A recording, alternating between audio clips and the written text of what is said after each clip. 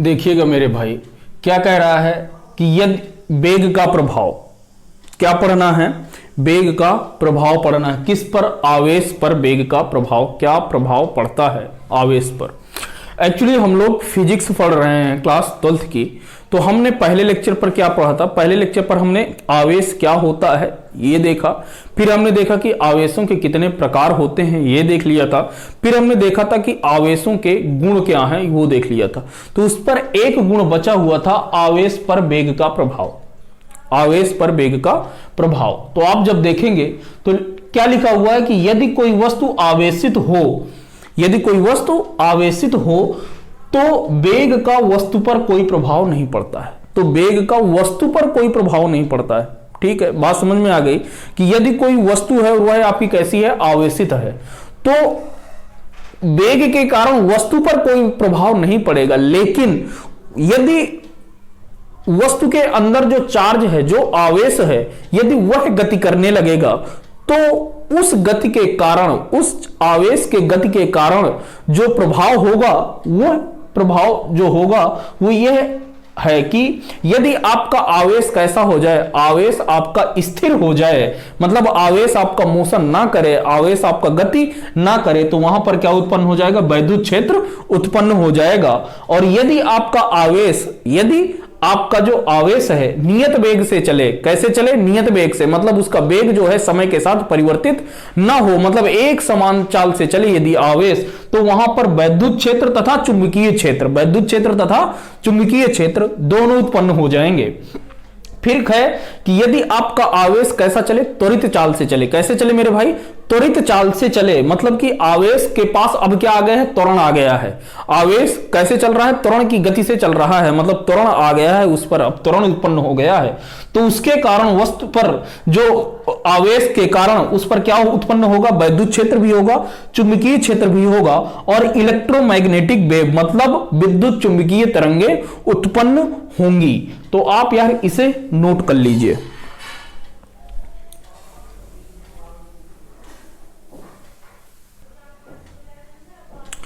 अब देखिएगा, अब हम लोग पढ़ेंगे कूलॉम लॉ। क्या पढ़ेंगे? कूलॉम का नियम। हेडिंग डालिएगा, अगली हेडिंग है कूलॉम का नियम।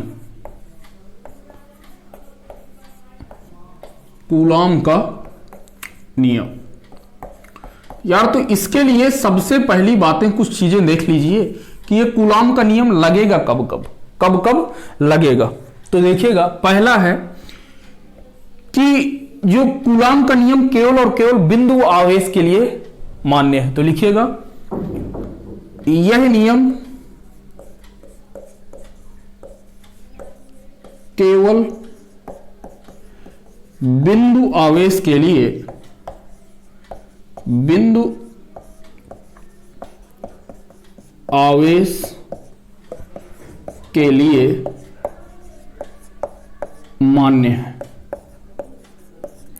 बात समझ में आ गई कि कूलॉम का नियम केवल किसके लिए लगेगा? बिंदु आवेश के लिए, मतलब एक छोटे से चार्ज के लिए लगेगा, छोटे से आवेश के लिए लगेगा। बात समझ में आई। दूसरा पॉइंट क्या है? दूसरा पॉइंट यह है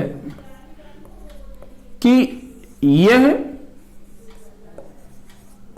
नियम एक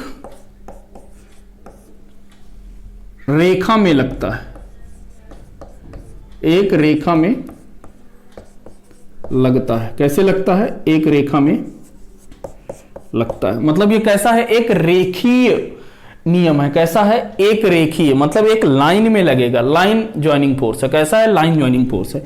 हिंदी में, इंग्लिश में इसे कहते हैं it is a line joining law. ये कैसा है? लाइन ज्वाइनिंग लॉ है। अब अगला देखते हैं, अगला नियम क्या है। इसीलिए कूलॉम के नियम के लिए ही ये शर्तें हैं। क्या हैं? कूलॉम के नियम के लिए शर्तें हैं। ये क्या है? शर्तें, कंडीशन है कि क्या क्या कंडीशन होनी चाहिए तब कूलॉम का नियम लगेगा। तो पहला क्या है कि यह क्या होना चाहिए? किसके लिए लगेगा? केवल बिंदु आवेश के लिए लगेगा। दूसरा क्या है कि यह एक रेखा पर लगना चाहिए। तीसरा है कि यदि आवेश बिंदु आवेश ना हो, यदि आवेश बिंदु आवेश ना हो,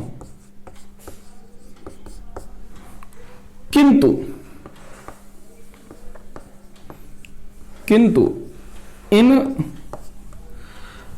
आवेशों के बीच की दूरी, आवेशों के बीच की दूरी इतनी अधिक हो, इतनी अधिक हो कि यह एक आवेश से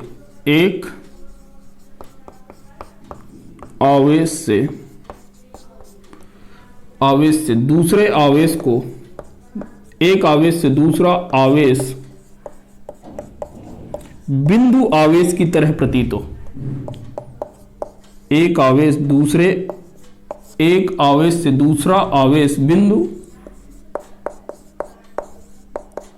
आवेश की तरह प्रतीत हो। बात समझ में आई?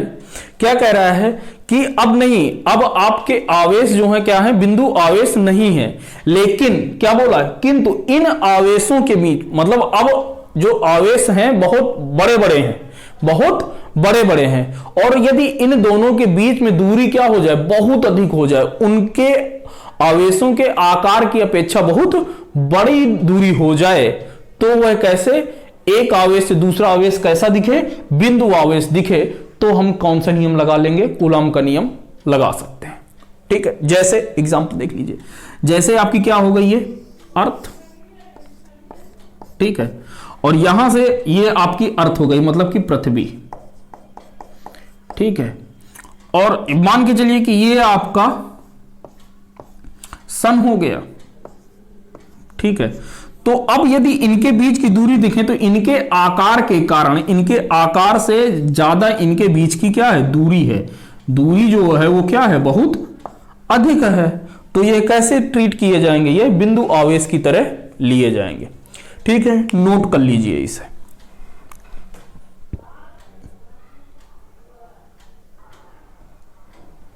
चलिए, तो अब जो है कूलॉम का नियम देखते हैं कि एक्चुअली में होता क्या है। अभी तक हम लोगों ने उसके लिए शर्तें देख ली थी। तो देखिए, अगली हेडिंग डालिएगा कूलॉम का नियम और केस लिखिएगा। केस नंबर ए लिखिएगा कि जब आवेशों के मध्य वायु या निर्वात हो, मतलब आवेश किस पर रखे हो, वायु या निर्वात के मध्य रखे हो। ठीक है, जैसे एक आपका आवेश क्या है, Q1 है, पहला आवेश है, और ये क्या है, Q2 है। कैसा आवेश है, ये पहला आवेश Q1 और दूसरा आवेश Q2 है। इनके बीच की दूरी कितनी है, मैं कह रहा हूं कि एक ऐसी दूरी है, इनके जो बीच की दूरी है ये R है। कैसी है, R है। तो देखिए, इसने क्या कहा है, कूलॉम के नियम, और इनके बीच में क्या भरी हुई है, एयर मान लीजिए या वैक्यूम मान लीजिए, मतलब कि वायु है या निर्वात है, निर्वात है, एयर है या वैक्यूम है। इनके बीच में क्या भरा हुआ है भाई, Q1 और Q2 के बीच में क्या है, वायु है। अब देखिए क्या कह रहा है कि इसने क्या कहा है कि जब दो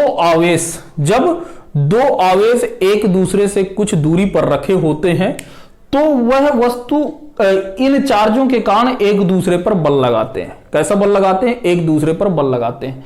अब यदि ये कैसे चार्ज होंगे आपको पता है यार, मैंने आपको बता चुका हूं कि यदि समान आवेशित चार्ज होंगे, मतलब यदि दोनों कैसे हैं, पॉजिटिव चार्ज हैं, मतलब धनात्मक आवेश है, तो एक दूसरे से दूर जाएंगे, यानी कि प्रतिकर्षण बल लगाएंगे। यदि विपरीत आवेश हैं, कैसे हैं, यदि एक धनात्मक आवेश और एक ऋणात्मक आवेश है तो कैसा बल लगाएंगे, आकर्षण बल लगाएंगे। कैसा लगाएंगे, आकर्षण बल लगाएंगे। तो लिखिएगा इसमें कि इन्होंने क्या कहा था, जब दो आवेशों को जब दो आवेशों लिखेगा Q1 तथा Q2 को स्मॉल r दूरी पर रखते हैं और इनके मध्य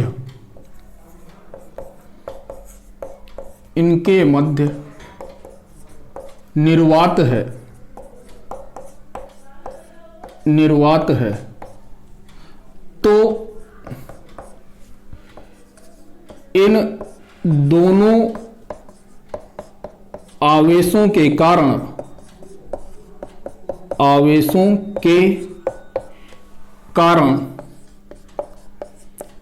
एक दूसरे पर आकर्षण या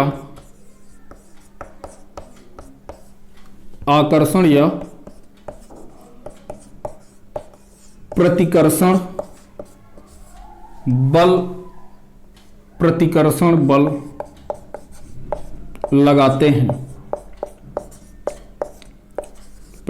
बल लगाते हैं जो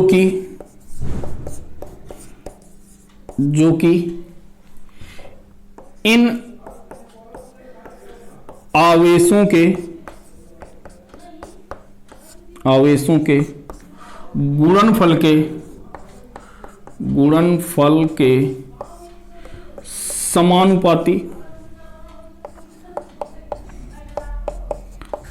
समानुपाती तथा इनकी बीच की दूरी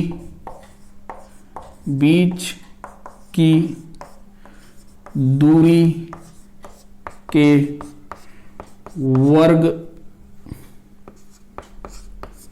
के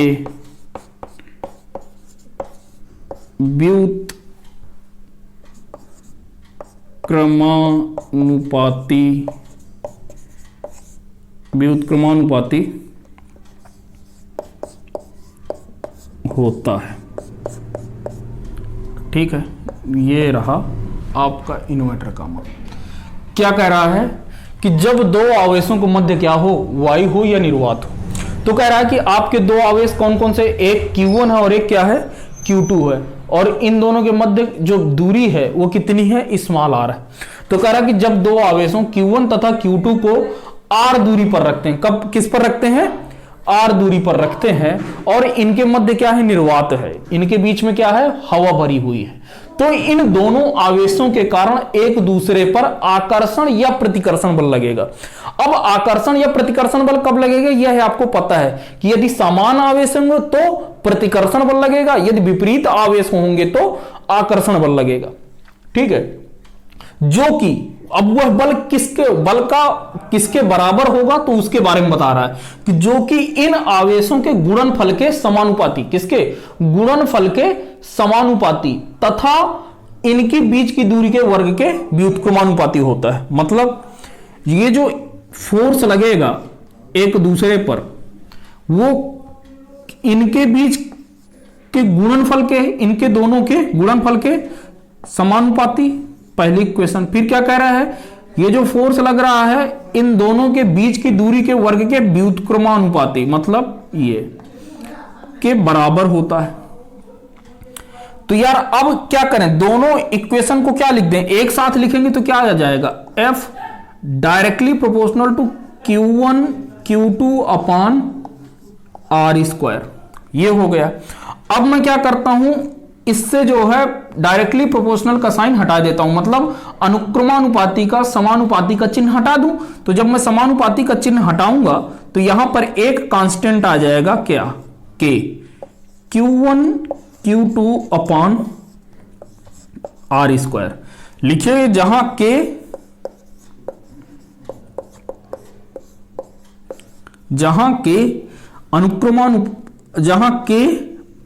अनुक्रमानुपाती कांस्टेंट है, अनुक्रमानुपाती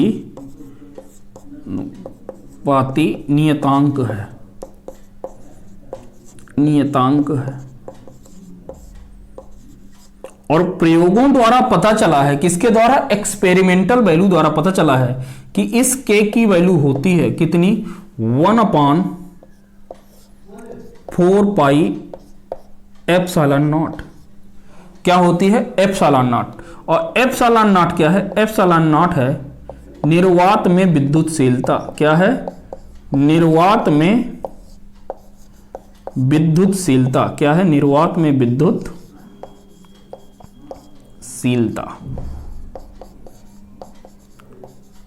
निर्वात में विद्युतशीलता। और इसकी जो वैल्यू होती है एप्सिलॉन नॉट की, ये होती है 8.85 गुणे 10 की पावर -12। कितनी होती है? 8.85 गुणे 10 की पावर -12। और जो k की वैल्यू आती है वो आती है 9 गुणे 10 की पावर 9। देखिएगा, देखूं दिख रहा है? बिल्कुल मजे का दिख रहा है। चलिए, तो ये रहा आपकी इसकी वैल्यू, तो ये रहा आपका फोर्स। आप जो है इसे इत्मीनान के साथ ध्यान से देखिए, ध्यान से समझिए और समझने की कोशिश करिए। ठीक है, नोट कर लीजिए इसे, फिर इसके आगे चलते हैं। चलिए हटा दें।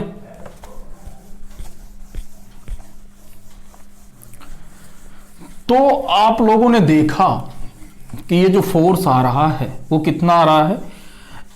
के Q1 Q2 upon R square. के Q1 Q2 upon R square. और के की वैल्यू आपकी कितनी है? 9 गुणे 10 की पावर 9। देखिए, आपका जो फोर्स आया था वो कितना आया था के Q1 Q2 upon R square. अब मैं के की वैल्यू की बात करूं तो कितना आ जाएगा? Force into R square divided by Q1 Q2। इसको यूनिट की बात करूं तो फोर्स का क्या होता है? न्यूटन। आर क्या है? इनके बीच की दूरी है, मतलब मीटर स्क्वायर, डिवाइडेड बाई ये क्यू है, चार्ज है। चार्ज का आवेश का मात्रक क्या होता है? कूलाम। तो ये भी कूलाम, ये भी कूलाम, तो कूलाम स्क्वायर। ठीक है, इसकी यूनिट के की यूनिट कितनी आ गई? न्यूटन मीटर स्क्वायर पर कूलाम स्क्वायर। अच्छा, अब एक टर्म और समझ लीजिए कि एप्सिलॉन नॉट क्या था? के की वैल्यू आपकी कितनी आई थी? 1/4 पाई एप्सिलॉन नॉट आई थी।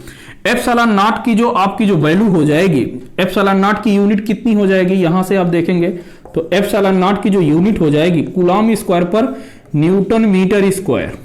क्योंकि 1/4 पाई क्या है? 4 पाई तो कांस्टेंट है ना, तो यहां से इसकी यूनिट इसका उल्टा हो जाएगी। ठीक है, ये किसकी थी? निर्वात की विद्युतशीलता। ये है किसी माध्यम की विद्युतशीलता, किसी माध्यम की विद्युतशीलता, विद्युतशीलता। ठीक है, अब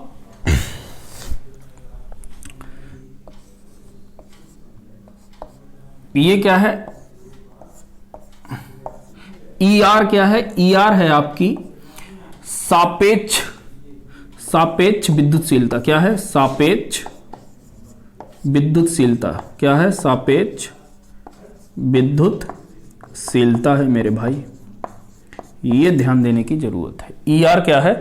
सापेक्ष विद्युतशीलता। ठीक है, एप्सिलॉन अपान एप्सिलॉन नॉट। ठीक है, एप्सिलॉन आर क्या है? सापेक्ष की विद्युतशीलता। अच्छा, अब थोड़ा सा पहले ये देख लीजिए कि विद्युतशीलता किसे कहते हैं ना। विद्युतशीलता का मतलब क्या है? लिखिएगा, विद्युतशीलता। तो विद्युतशीलता का मतलब ये है, विद्युतशीलता का मतलब यह है कि विद्युतशीलता का मतलब यह है मेरे भाई, या परमिटिविटी कह लीजिए। परमिटिविटी का मतलब यह है कि कोई भी माध्यम, लिखिएगा, किसी माध्यम से इसका आशय यह है कि, इसका आशय यह है कि किसी पदार्थ से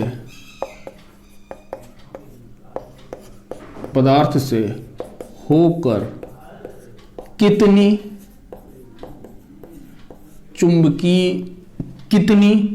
विद्युत क्षेत्र रेखाएं गुजरती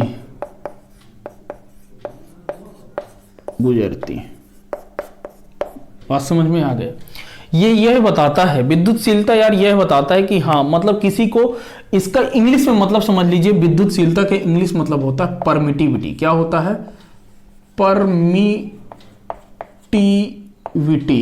परमिटिविटी का मतलब या परमिट, किसी चीज को परमिट करना। आप नाम तो सुना होगा ना परमिट, तो परमिटिविटी विद्युतशीलता क्या कहते हैं? परमिटिव मतलब अपनी जगह से जाने देना, अपनी जगह से परमिट करना कि हाँ भाई तुम आगे चले जाओ।